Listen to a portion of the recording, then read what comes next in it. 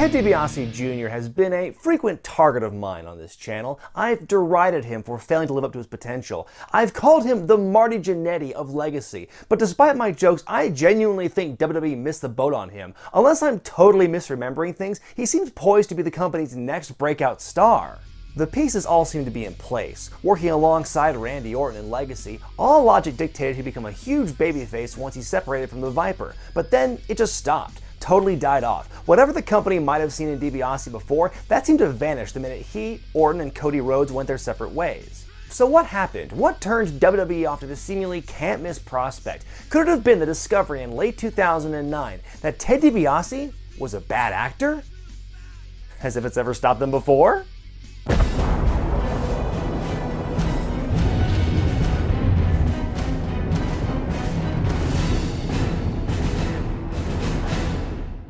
This week on Marine Month, I'm looking at The Marine 2, a direct-to-DVD sequel that came out in December of '09 starring the Fortunate Son. With a brand new Jarhead on a brand new mission, this film takes a lot of familiar elements from the John Cena movie, but does just enough to make it feel like a somewhat different story. But is it any good? Find out as we take a closer look. We open on a scene somewhere in Southeast Asia, where Joe Linwood, played by DiBiase, and his lookout, whose face you hardly ever see because, hey, he's not the star, are doing force recon work looking in on a weapons deal. They discover that the buyer is a high-profile target. They're given the okay to take him out, aware that they're on their own. DiBiase kills the baddie with precision, and the Marines are trapped in a gunfight. While that's going on, a little boy who made his way onto the roof is killed in the crossfire. Linwood is racked with guilt over being unable to save the little boy, a plot point that will definitely play into later parts of this movie. For the most part. A decent amount.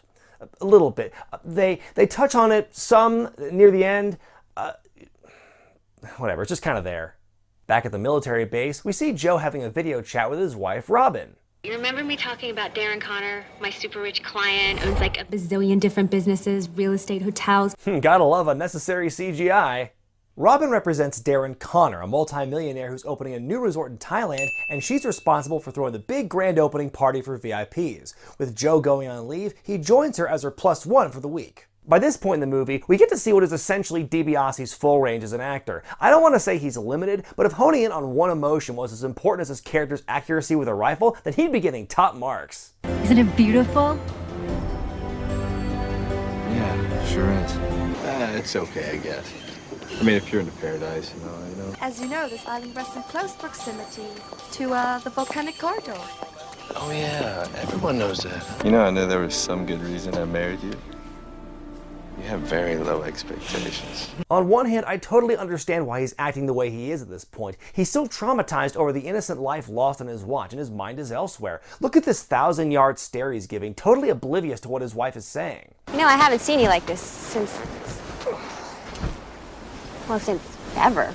That can be forgiven in the first act, but throughout the entire movie, he never gets into second gear. Even in the thick of battle or when a big decision is made, he only has one mode, one kind of delivery. Cena was the same way in the first movie, but his level was the right level for what was going on. DiBiase is a soft-spoken southern boy in real life, and he never really branches out beyond that here. Just sent them to die. Joe and Robin meet Church, another American who lives on the island as a tour guide. He's played by Michael Rooker, who's perhaps best known for playing Yondu from Guardians of the Galaxy and Merle from The Walking Dead. As an army vet, Church forms a bond with Joe fairly quickly, in a kind of big brother, little brother sort of way. Wow! My phone was still in my shorts, you asshole! We get our regularly scheduled nookie for the movie as Joe and Robin make out on the beach. Same bit as the last movie, different woodwind. Shh, let's just fly away and leave these lovebirds alone. Okay, one more peek. At the swanky party, we see more of Robin's boss, who ticks all the boxes of evil, rich movie businessman. Soldier, right? Actually, he's a Marine.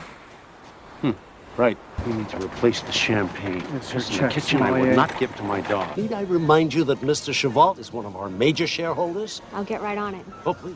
Now that the damage is done. Oh, great. G.I. Joe's here. What, you got an opinion? And GI is Army, moron. I'm a Marine. Very intimidating. Joe's upset that Robin takes Connor's side in the argument and storms off. He runs into Church, who's also in charge of the fireworks display. If I were you, I'd polish off those knee pads, head back up there and tell her how sorry I was. That how you did it? Nope. Yeah, look at me now, right?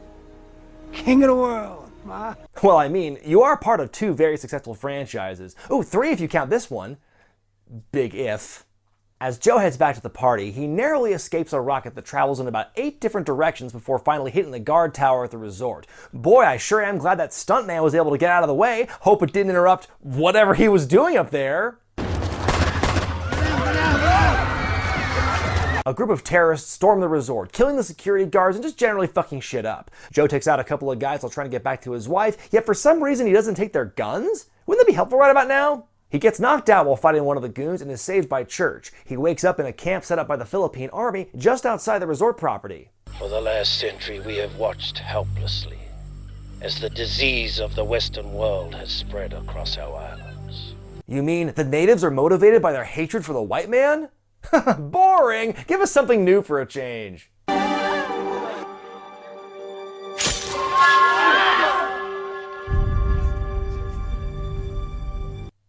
Oh, hello down there. Robin is still alive as a hostage and pleads with the leader of the insurgency to stand down. You don't have to threaten us, okay? We can't identify you. Now you have. Oh shit, the villain in this movie is Jango Fett? That's it, I don't care anymore. I want this guy to win now. Suck it, Ted Jr.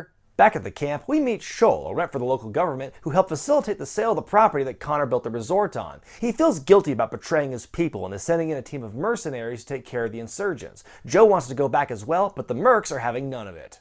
With or without you, I'm going in. You do. I'll consider you an enemy and shoot you on sight. Come on, Joe, where's your Marine spirit? Hell, why are you even still there at all? By this point, John Triton would have peaced out, killed all the terrorists, and pulled a Mace Windu on their leader before lunchtime. Despite the warnings of the mercenaries, Joe follows them into the resort. They let him in because they'd give themselves away if they shot him. So, some threat by the leader, huh?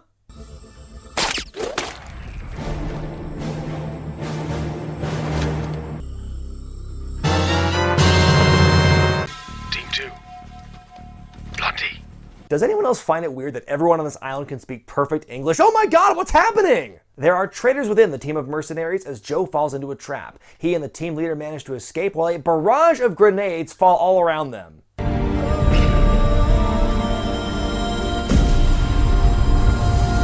Do you know what the kill radius of those things are? They're not even losing limbs or nothing? Joe and the mercenary manage to escape. With Shoal's plan having backfired, Joe decides to go back into the compound solo. Back where the hostages are being held, Django decides he wants to kill the only women in this movie with dialogue. But snooty asshole Darren Connor actually does something selfless, offering himself as a sacrifice for when the ransom money eventually comes in. Nice face turn. Joe gets back to the resort and comes up with a plan to get back at the terrorists.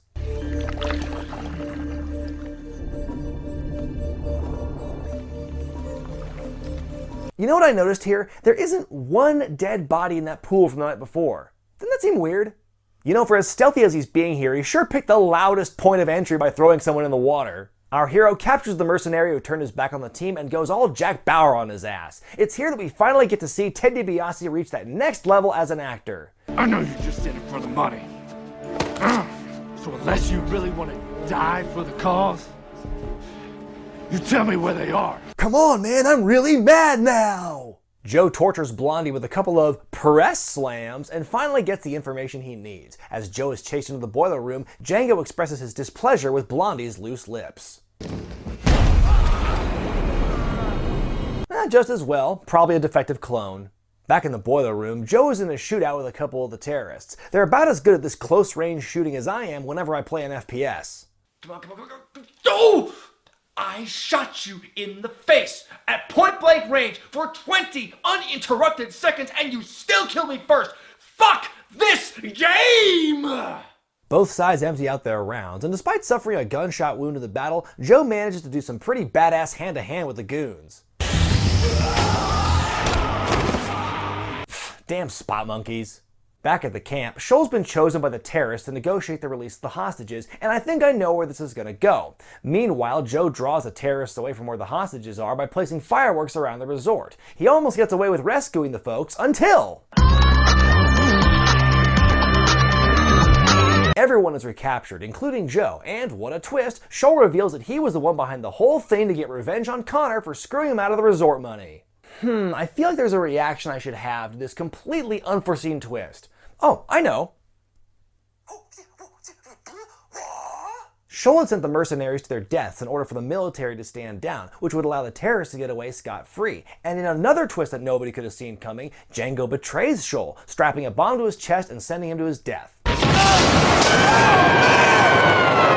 The hostages are let out to be strapped to more bombs, while Django takes Robin for himself to do some extra special murder, and hey, when'd you get her shoes back? Joe's in a bad way, but manages to avoid getting stabbed, then kills his attacker himself. He then has to escape his handcuffs, which he does by utilizing a very little known elusive trick he learned in the— oh my Christ, he just crushed his own hand!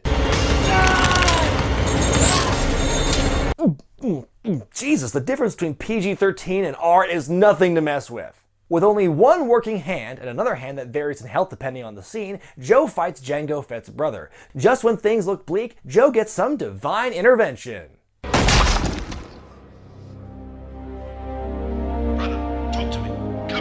Get it? I said divine intervention because the guy's name is Church? You already forgot his name, didn't you? Church and Connor work together to free the hostages as all the remaining characters run from the bombs that are set to blow.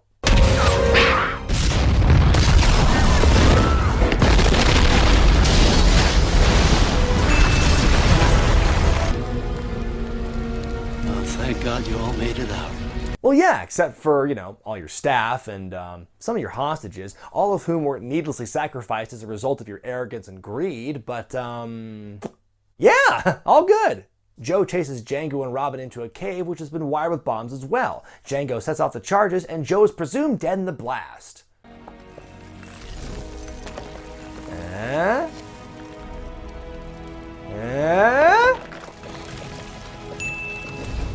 Ah, there it is. Joe tracks down Django once again, then wait, where'd they go? Where are these two in relation to each other? How can one possibly find the— oh, never mind, they found each other. After a cool chase scene through the town that involves a lot of destruction of property, Joe's knocked back into a boat where he just happens to find Robin under the deck. What are the odds?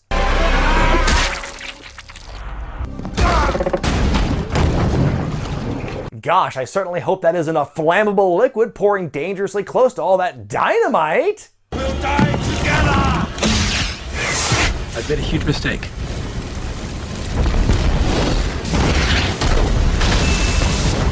You know what? I don't think that one counts. They're well off the boat by the time the thing blows up. I love you so much. Let's go home. Yeah, except Joe still has to return to duty at some point, but at least you got to spend some time together in paradise. Almost from the word go, the Marine 2 is leaps and bounds ahead of its predecessor. The action, the writing, and the cinematography is much improved. The fight choreography is really well done. There's tension, there's drama, there's struggle, there are actual stakes. The scope is so much larger because of the risk of international incident. Joe Linwood isn't fighting some small-time band of jewel thieves, he's going up against a well-trained terrorist cell. Interesting fact, the plot of this movie was inspired by a true story, the Dos Palmas kidnappings of 2001, when Islamic terrorists seized 20 hostages from a fancy resort in the Philippines. Hey Brian, does this mean that Donnie Bass is back in your good Donnie Grace? Wow, you were hard to like. I really enjoyed this movie because while it still had plenty of action and suspense, it didn't feel like you were watching a cartoon. While John Cena just He-Manned his way through every obstacle that was in front of him, Ted DiBiase actually had some struggles and he used strategy and wit and a little bit of luck to execute his plans. That firework distraction was some genius level shit compared to John Triton, who most likely would have started punching dudes in the neck, absorbing bullets all the while. Ted Jr. may not be able to act or emote worth a shit, but at least his character has some extra layers to him. It's just too bad we never got to see him look this good in WWE. Well, that's 2 movies down here on Marine Month. We've seen what John Cena can do. We've seen what Ted DiBiase can do. Now we're going to find out if the remaining films in the series are truly awesome. Be sure to thumbs up this video if you like it, comment below, subscribe to Wrestling with Regret, and buy the t-shirts at ProWrestlingTees.com. I'm Brian Zane, and I'll see you next time.